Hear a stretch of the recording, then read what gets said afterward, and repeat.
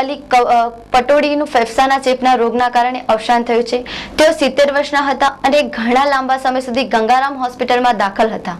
તેમના અવસાનથી ક્રિકેટ જગતમાં શોક છવાયો હતો। ગુડગાંવ તેમનો અંતિમ સંસ્કાર થયો। નવાબ સાહેબ પરિવારમાં તેમની પત્ની શર્મિલા ટાગોર, પુત્ર સૈફ અલી ખાન તથા 2 પુત્રીઓ શોહા અને સબાને સમાવેશ થયા છે।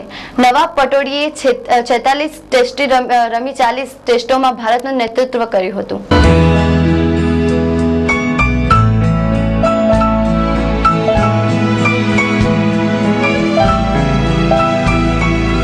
મેચમાં તેઓ ભારતને જીત અપાવી। વિશ્વમાં 21 વર્ષની ઉંમરે કપ્તાન તરીકે કોઈ દેશની ક્રિકેટ ટીમમાં નેતૃત્વ કરવામાં તેઓ પ્રથમ છે।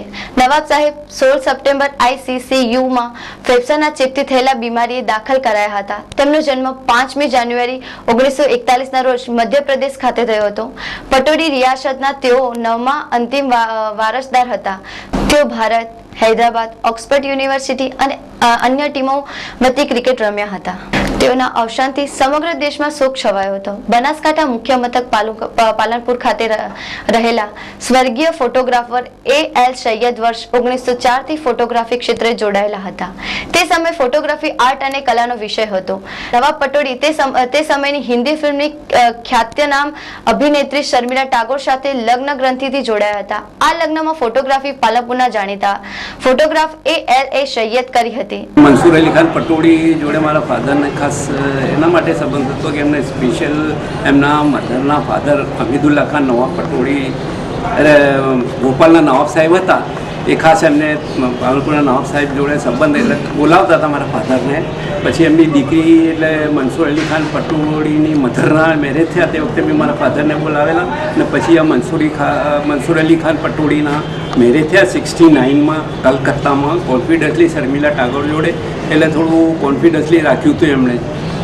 કોઈ બીજા ફોટોગ્રાફરોને કોઈ પ્રેસ મીડિયા કોઈને એલાઉડ નહોતું કર્યું અને એમને કીધેલું કે તમે આ પ્રેસમાં કોઈ જગ્યાએ ફોટા આપતા ને કોન્ફિડન્સલી એ વખતે 2 દિવસ ત્યાં નિકાહ બધો। પછી એ લોકો પટોડીમાં આવ્યા અને પટોડીમાં એમનું બધું સરઘસ નવાબ સાહેબનું ગામમાં નીકળ્યું। ગામ લોકો એમને એક બહુ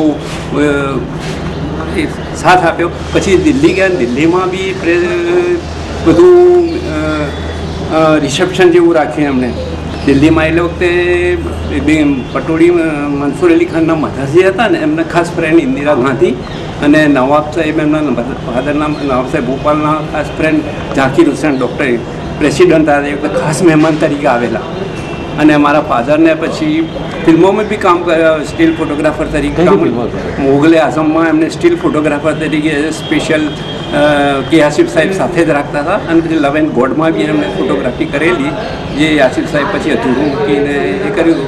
પણ સ્પેશિયલ કે આસિફ સાહેબ એમને સાથે જ રાખતા હતા એંગલ બતાડવા માટે કે લોકેશન બતાડવા માટે બધી સાથે જ રાખતા હતા સ્પેશિયલી।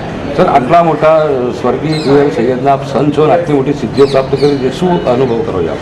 બહુ સરસ મને ગૌરવ થાય છે ને કે હું એમનો સન છું અને એના હિસાબથી અત્યારે પણ રજવાડાઓ રાજસ્થાનમાં બિકાનેર, જોધપુર, કોટા, ઉદયપુર, ડુંગરપુર, દાંતા રજવાડાઓમાં બધા મને 4th જનરેશન છે, 4થી પેઢી છે, અત્યારે મને બોલાવે છે। નવાબ પટોડી શર્મિલા ટાગોરના લગ્નની ફોટોગ્રાફી જોઈ અગસ્ત નવાબ પટોડીના લગ્ન વખતની દુર્લભ તસવીરો।